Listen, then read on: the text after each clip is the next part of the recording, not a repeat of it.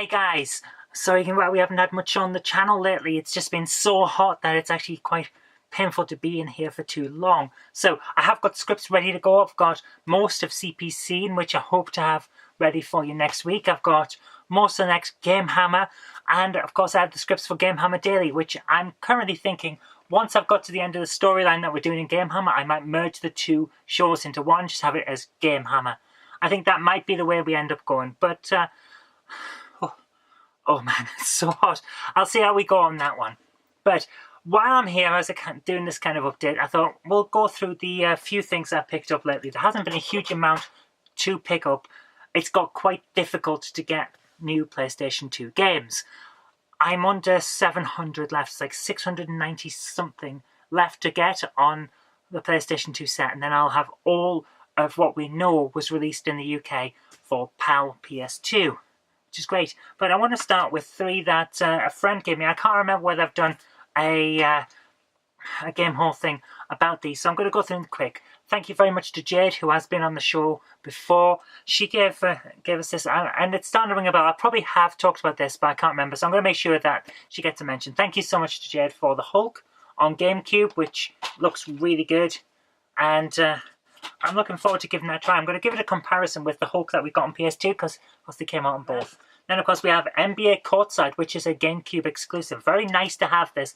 Love my NBA games, so very nice to have NBA Courtside 2002. And it looks pretty damn good, actually. I'm going to enjoy playing that, I think. And last but not least, the Player's Choice Platinum version of Enter the Matrix. It's a bit of an oddity, this one, because it was rushed by Atari. It was about 6 months away from being finished. Or was it less than 6 months? Something like that. But they rushed it to market anyway, and it didn't quite work, but it is all here. And again, it was on PS2 as well, so we'll do a comparison when we get round to that for a Game Hammer. But here's some fun, interesting stuff. We did actually, Jen and I have found a couple of PlayStation 2 games. There are others. I've got a big pile of games that I have to put away here, but taking everything off the shelves and rearranging things is so much work. And in this heat, I don't think I'm capable of doing it. So I've got a pile of stuff that needs to be put away. And unfortunately, I can't remember which of them I've told you about already and which I haven't. There's a lot here that I probably have and probably haven't. It's just one of those things, guys. So these are the two that I put aside waiting to talk to you about. Stock Car Crash. I thought this was either a prequel or sequel to Stock Car Speedway, which we've already mentioned at one point. But it's not. It's a different game by Midas. It's, well, it's a Midas game, but it has been well used before I got it. And when I played it, it wasn't too bad. It wasn't great, but it wasn't too bad either. So we'll end up having a look at that and Stock Car Speedway, because Stock Car Speedway is actually pretty good. It's a budget. It's clearly a budget game, but it is actually pretty good. Here's an oddity. Pride Fighting Championships. This is a Japanese-style wrestling game, and actually it's not bad.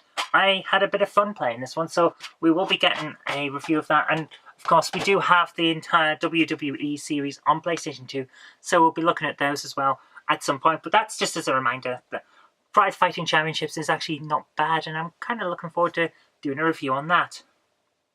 There was other stuff. Give me one moment. I just remembered some stuff, you see, so I had to bring it in. So, I'm going to move over to Xbox 360 for a moment. We have Final Fantasy 13 and 13-2.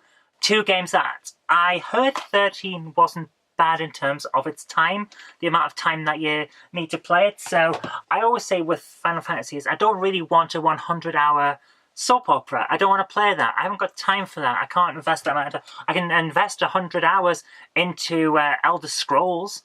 I have no problem with that, because that kind of medieval fantasy style world really works with me and really gels with me. But the Final Fantasy doesn't always. But this one apparently is a more modern style, a bit like Final Fantasy 7 had a bit of a modern style to it. And it's not as long. So I thought, well, I'll give it a try then. So I got 13, and of course it was there. I got 13 too. Let's see how they go. We will have a review of them eventually. Now, one of these things, about 3 or 4 months ago, I bought a second-hand Xbox One off a friend. And at the time, I had one game to go on it, and that was Lego Star Wars The Force Awakens, which my brother-in-law got as a gift for our nieces, for our nephews, and they didn't have an Xbox One and didn't play it. So they have an Xbox One now, I think. Or is it a PS4? I can't remember. I remember playing it at Christmas and being terrible at a racing game to the point where, what was it? My little nephew, he said, "So you're really good at using that as a lawnmower?" Because I'm driving off the track on the grass. Like, yeah. When I'm getting dissed by a 9-year-old, you know I suck at these games. So anyway, the only game I had to hand on the Xbox One at the time was Star Wars The Force Awakens Lego. And it's actually pretty good. It's a good, fun game. So I had to find myself something to use on this thing, because mostly it was there for Netflix, YouTube, and playing Star Wars Lego. But of course, I already had a load of games with gold. So I was playing with that, playing Hand of Fate, which we are going to have a review on. And the updated version of Assassin's Creed Black Flag for Xbox One, which is so good. So I decided that I wanted to continue the Assassin's Creed series because I love it. It's one of my favourite series. Absolutely adore it. The historical tourism is fantastic. So, picked up a copy of Assassin's Creed Unity. And you know what? It's not as bad as people say. I had a lot of fun playing this. A lot of the bugs and problems have been patched out. And it's actually a lot of fun to play. Everything's here, great condition. So, very, very happy to have added that. Got through it in about a week though. So, I picked up Assassin's Creed Syndicate. And now, I'm taking my time over this. I'm savouring this one. Having a lot of fun with it. Being able to play as a female assassin is nice, but also having the option of the bigger, more brutal fighting style of the other guy, her brother, is good too. Everything's here, including, when I bought this, it was secondhand. I got it from CX. It came with the code for the, the Darwin and Dickens Conspiracy Additional Mission. Had a code that worked. So, yeah, well worth me trying that out. Very happy to have picked this up, having a lot of fun with it. Looks wonderful, but there is one massively glaring problem with it. And Jen saw this straight away. At the start, you are in a locomotive works, or at least the factory that has a locomotive in it. The locomotive is not right. These games, I've always thought, they feel great, they look great. It looks like I could step back in time and it would be exact. Like the High Sophia in, I think it's Brotherhood, Assassin's Creed Brotherhood with Ezio. It looks perfect. It looks exactly like I've seen it on photographs. So what is the locomotive at the start of Assassin's Creed Syndicate? Because, according to Jen, it looks like a Terrier tank wagon. But it's not. It looks kind of like that, but it's not that. These things aren't copyrighted anymore. They're over 100 years old. The design's out of date. So why is it not accurate? It feels like they've gone to a lot of effort to get London right and then just stuck their version of a train in it. Bit of a setback. So after that, I've kind of been a bit, is everything right? But what is nice, and I've said it before, being able to switch the assassins is nice. The gang warfare is pretty fun. It goes back to the towers thing from Brotherhood. I'm pretty sure it's Brotherhood. So I like that aspect. It's got something nice about it, and it's fun to run around New York. And it's fun to run around London. It's weird to not be in an exotic location and be back in London, a place I could go to now if I wanted to. But that's aside from that, it's a good fun game. I'm enjoying it. What I'm also enjoying is Rare Replay. Really enjoying this. Now, I like my Super Nintendo. The weather is getting to me. I like my Nintendo 64 games. Like Conker's Bad Fur Day, which I don't have, but I do have the other one, Conker Live and Reloaded. Perfect Dark, GoldenEye, things like that. Banjo-Kazooie, another one, that's great. So to have the updated versions is a lot of fun. Stuff like, for a start, Battletoads. The first time I've ever played Battletoads is on here. It's fun. It's hard, but it's fun. So I'm enjoying that as well. But that's not the only thing that I've got for you, because I had some oddities as well. I was wandering around, because I always do this. You have to look in your local charity shops, because most of the time they won't have anything, and then sometimes they do. Like the three... Where are they?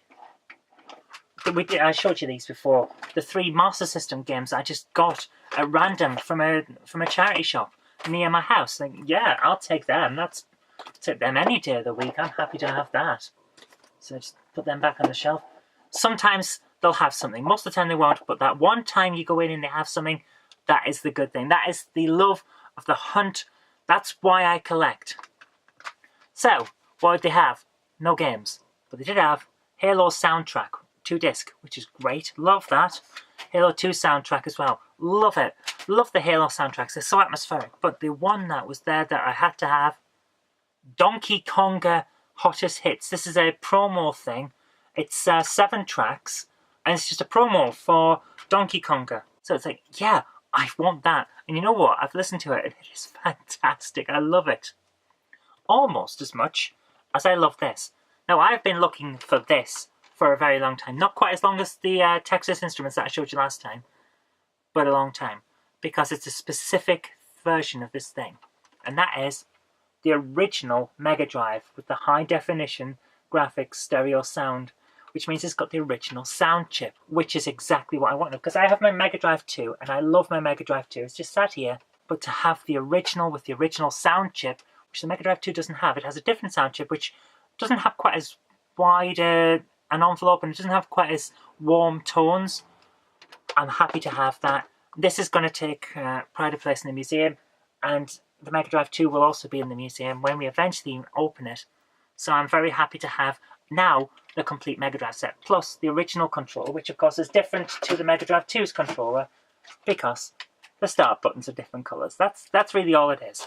They work, both controllers will work on the Mega Drive, but the start buttons are different colours to go with the different colour schemes of the devices. Anyway, that's really all I've got time for, because, well, here's a tenner for the books, isn't it? Because I don't like to add extras to videos that I've already filmed, because I'd rather get on with editing and uploading them. But sometimes when you're out and about, because I had to go out to Bury for work today, there are little things that you find here and there, aren't there? So let's have a look at the extra pickups that I got for this week. Now, the thing is, when you get a shiny new Mega Drive, of course you want a shiny new game to go with it. So we've got here Galaxy Force 2. Now, this is a little bit sun-bleached because that's meant to be all be in colour. There's a little bit of damage there, but the game works perfectly fine. So Galaxy Force 2, sequel to a Master System game. It's a bit of a Space Harrier type of affair. It's a little bit reminding me of certain parts of Star Fox. It's not as good as either of those games, but it's not bad. So I've been enjoying giving that a test. I'll probably do a proper Game Hammer review on it at some point, because it is a bit fun. Another one that I got on the Mega Drive, and again it's unboxed, is the Fairy Tale Adventure. Now, the reason I picked this up is because it doesn't look like much, does it? But I had a look at the reviews of it, because I thought, what's this? It looks like an Electronic Arts thing. So Electronic Arts back in the Mega Drive era were pretty damn good. It was like a seal of quality, wasn't it? So I had a look, and reviews are good for it. So I picked it up. And yeah, I'm actually getting straight into this. It's an oddity of a game. It's a little bit like Ultima, a little bit like Zelda, only Mega Drive style, and it looks pretty good. I was enjoying giving it a try, and we will definitely be having a Game Hammer review on it at some point. So, there we go. Now, here's another one that was an interesting thing. England International Football. Now, I've already got this. I thought we had a complete copy, but it turns out I'd forgotten that my copy was missing the DVD. So we got the little area for the DVD to be added in, and of course it says on the front that it's got one. Didn't have it, so picked up a copy for 50p today, had the DVD in it, had an even better quality manual and the extra leaflet thing that's in there, so made up a full, proper, nice quality copy, and that's on the shelf. Sticking with the PlayStation 2, we found a game called Shifters. Don't know much about it, but the name on the side on the shelf jumped out at me like, whoa, we don't have that one. So now got down to 695 that we believe, from the number that we believe is accurate.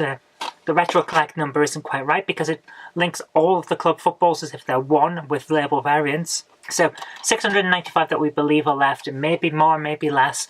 Probably is less, to be honest with you. I may have overestimated. But Shifters was one of them, so 695 still to go. Decent game, all in good condition. Turns out it's an interesting fantasy hack and slash by 3DO, so it's one of the early ones, but it is pretty good, so I'm enjoying it. And again, we'll have a review at some point.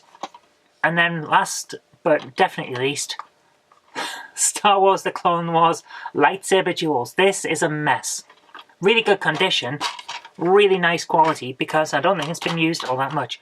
It's not responsive enough. Basically, it's not responsive enough. If it was more responsive, it would be a fun game, because it's a hack and slash game where you actually use the Wiimote as if it's a lightsaber. That is a great idea. I love the idea of using the I'm falling off my words.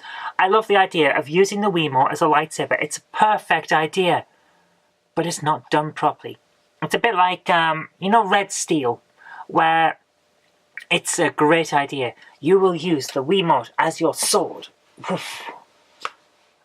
but it doesn't register the movements properly. So you can't use your Wiimote as a sword. You end up with a bit of a mess. The same thing's here. It's a great idea in theory. It doesn't quite work. So it's just one of those things. Anyway, that's all we have now. So thank you very much for watching. Bit of a mixed bag of pickups there. I'm losing my voice. I can feel in my feel it in my chest that I'm coming down with a cold. I can definitely hear it, even though I'm practically deaf. I can definitely hear that I don't sound right. So if I do sound a bit hoarse and a bit weird, I apologise. I am coming down with a bit of a cold. I'll see you next time. Bye for now.